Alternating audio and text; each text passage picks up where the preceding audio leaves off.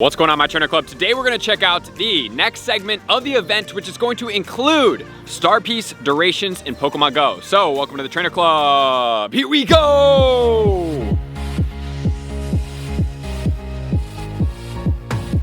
Welcome back, everybody. Let me know in the comments below, are you guys having fun during the Christmas holiday event? How many shinies have you gotten? I'm so excited for you guys because this event is fun. I love the costumes. There's some shinies out there. The bonuses are amazing. And now we are shifting into one of my favorite bonuses, even though it's not going to include the actual boost, but we're getting an increase in STARPIECE duration. So from the 26th at midnight all the way until the 27th at 11:59, we are going to get 1 hour STARPIECEs in Pokemon Go. We do not have the increased Stardust catch bonuses as well during this time frame, but it's also kind of cool, right? And to add in with that, we also have the weekend Christmas event that's gonna go from the 26th all the way until the 27th at 10 p.m., which is going to include increased incubator effectiveness, which is virtually gonna spawn all the Pokemon that are out right now, which is going to include Delibird, Snorunt, Spheal. We also have Snover, Cubchoo, and Cryogonal. So all those Pokemon are going to be spawning more effective during the incenses. And the big wins of this event is JYNX is going to be more attracted to the incense. And since JYNX is the new shiny out right now, it's going to be great for us. Number one, because we have the ability to get it. And number two, since it's not really that prevalent right now, I don't really see too many of them, that is great for us to get after. So the spawns are going to be attracted to the incense more during this entire 2-day span. So if you do want that shiny JYNX, this is going to be an amazing time to do so. And if it is going to be windy weather, because that's going to boost Psychic, or if it's going to be snowy, you're going to pull even more JYNX out of that. Not only will you be able to have the incense going, you can have your STARPIECEs going, and then it's going to have an hour to combine the two. It's going to be a really, really smart thing for you guys to do because you're going to be able to utilize more catching, and the more catching you can do on your STARPIECEs, the better. Although it doesn't have the boost, it's still okay. And then obviously we have the Regice out as well, which on this, when you guys are doing raids, you're gonna get the 2000 Stardust. So just throw on an auto catcher when you go into the raid, keep walking with your incense on, and you'll be able to pull more Pokemon in the background. You'll be able to potentially get a shiny, and you'll potentially be getting more Pokemon at the same time, raking in the Stardust. And I would also recommend checking out weather conditions. I know obviously during this time frame, you know, it's Christmas, the holiday season, everything's going on, so you may have to limit the time of when you can actually play. So based on the Pokemon that are spawning, the best times and weather conditions to play for, we have the rainy weather, which is going to be really effective because it's going to boost a lot of the Pokemon in here, including the Pikachu. We have the Marill. Definitely 2 to go after. We also have the Spheal that's going to get boosted because it's a water and ice type, and we have the Piplup as well. So that's 4 spawns that are going to get tremendously boosted, and it's going to increase your XL candy when catching those. So if you can be out during the rainy weather, hopefully you're not in the actual rain, you'll be able to maximize completely out on that.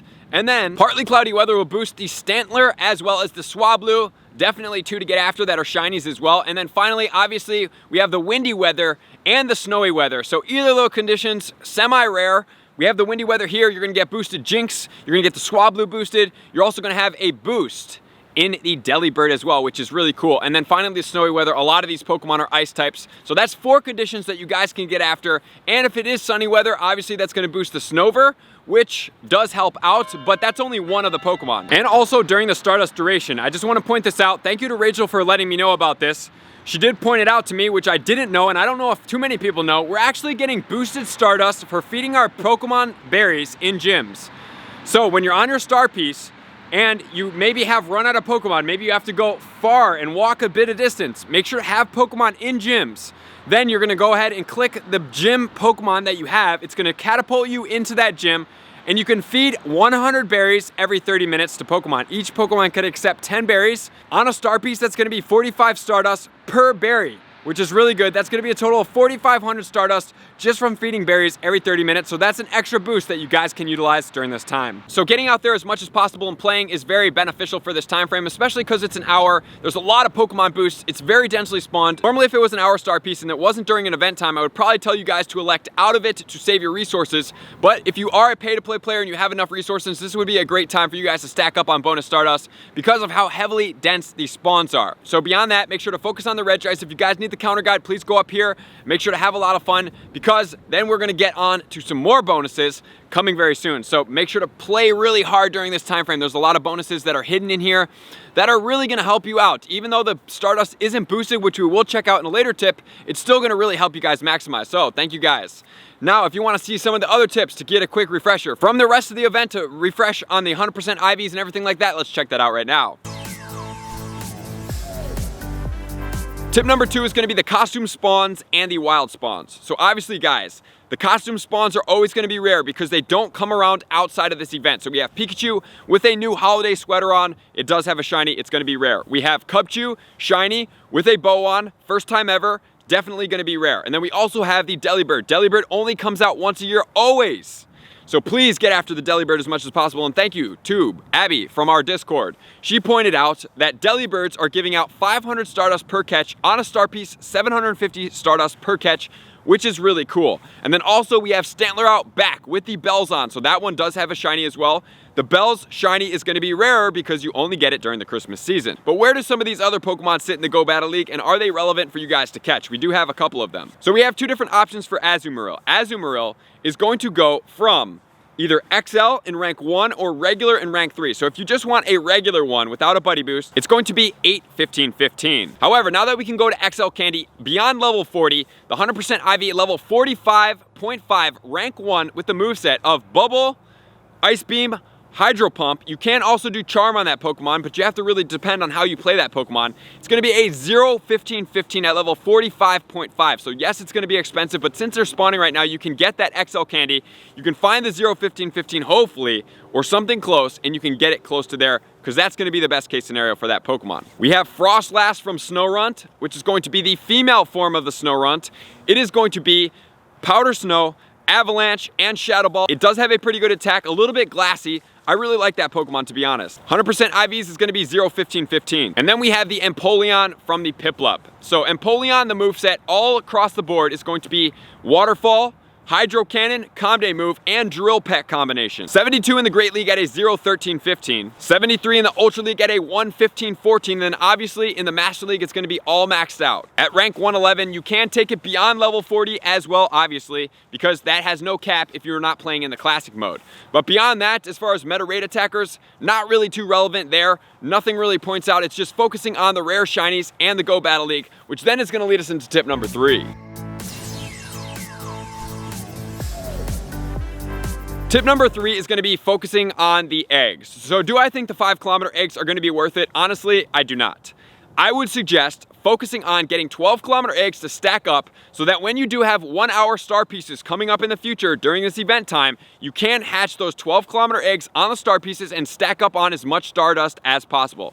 That's my biggest thing right now. All of these Pokemon, besides the Smoochums that we're going to cover here, are virtually spawning in the wild. So it's not really something that's really dire to get after, honestly. The first one we have Seal. Seal is going to be in eggs, 100% IV is going to be 555. Dugong is actually a beast in the Go Battle League.